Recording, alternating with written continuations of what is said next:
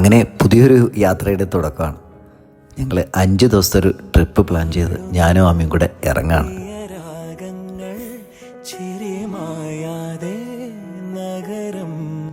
രാത്രി ഒരു 9:30 കൂടിയിട്ട് ഞങ്ങൾ തൃശ്ശൂരെത്തി. ഇന്നിവിടെ സ്റ്റേ ചെയ്തിട്ട് നാളെ രാവിലെ ഇവിടുന്ന് പോകാനാണ് പ്ലാൻ. തൃശ്ശൂർ ഞങ്ങൾ റൗണ്ടിനടുത്തുള്ളൊരു ഹോട്ടലിലാണ് സ്റ്റേ ചെയ്തത്. രാവിലെ തൃശ്ശൂർ ടൗണിൻ്റെ കാഴ്ചയാണ് കേട്ടോ. രാവിലെ എനിക്ക് കട്ടൻ ചായ ഉണ്ടാക്കുന്ന തിരക്കിൽ ആമി. രാവിലെ ആമി എഴുന്നേറ്റ് മേക്കപ്പൊക്കെ ചെയ്ത് റെഡിയാകാണ് പോകാൻ വേണ്ടി. നേരെ റെഡിയായി ഞങ്ങൾ ഇറങ്ങാണ്. പാലക്കാടിലേക്കാണ് ആദ്യത്തെ യാത്ര.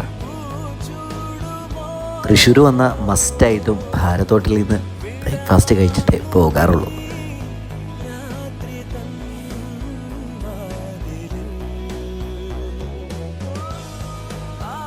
ഇവിടെ വന്നാൽ ഇതാണ് അവസ്ഥ.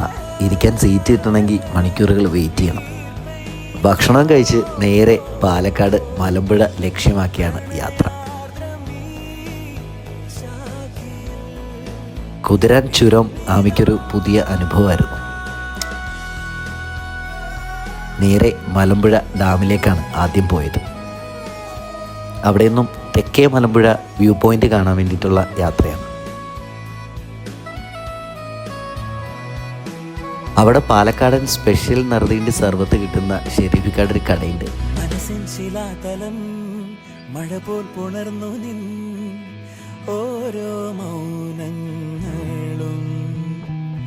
പകലിൻ വരാന്തയിൽ വെയിലായി അലഞ്ഞിതാ തമ്മിൽ ചേരുന്നു നാം തലോടുമിന്നലകൾ. പിന്നീട് പോയത് റോപ്പ് വേയിലേക്കാണ്. മെയിൻ്റെനൻസിൻ്റെ വർക്ക് നടക്കുന്നുണ്ട്. നമ്മുടെ ഡാമിലേക്കുള്ള എൻട്രി അവിടെ നിരോധിച്ചേക്കാണ്. എൻട്രി ഫീസിൻ്റെ ലിസ്റ്റ് ഇതേ ഇങ്ങനെയാണ്. VIP ടിക്കറ്റ് എടുത്താൽ ഈ ക്യൂ ഇങ്ങനെ മണിക്കൂറുകളോളം നിൽക്കാതെ നേരത്തെ നമുക്ക് കയറാം.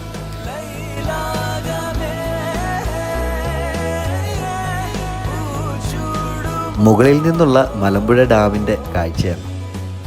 താഴെ പണി നടക്കുന്നതുകൊണ്ട് അത്ര ഭംഗിയില്ല, എന്നാലും ആ ഒരു യാത്ര നല്ലൊരു അനുഭവം തന്നെയാണ്.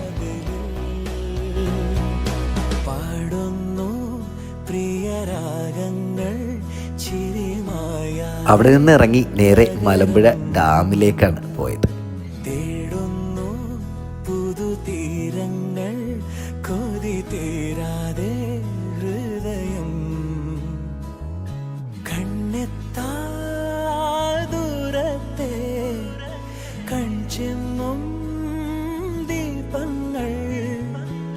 അവിടെ ഇങ്ങനെ ഒരു സംഭവമുണ്ട്.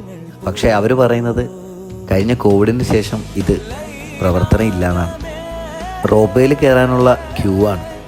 വെക്കേഷൻ ആയതുകൊണ്ട് ഭയങ്കര തിരക്കാണ്. അക്വേറിയം കോംപ്ലക്സിൽ കയറണമെന്ന് ആമിക്ക് ഒരേ നിർബന്ധം. ആമി തന്നെയാണ് ഇപ്പോൾ ടിക്കറ്റ് എടുക്കുന്നതും എല്ലാം. ആമി അതൊക്കെ പതുക്കെ പഠിപ്പിക്കുകയാണ്.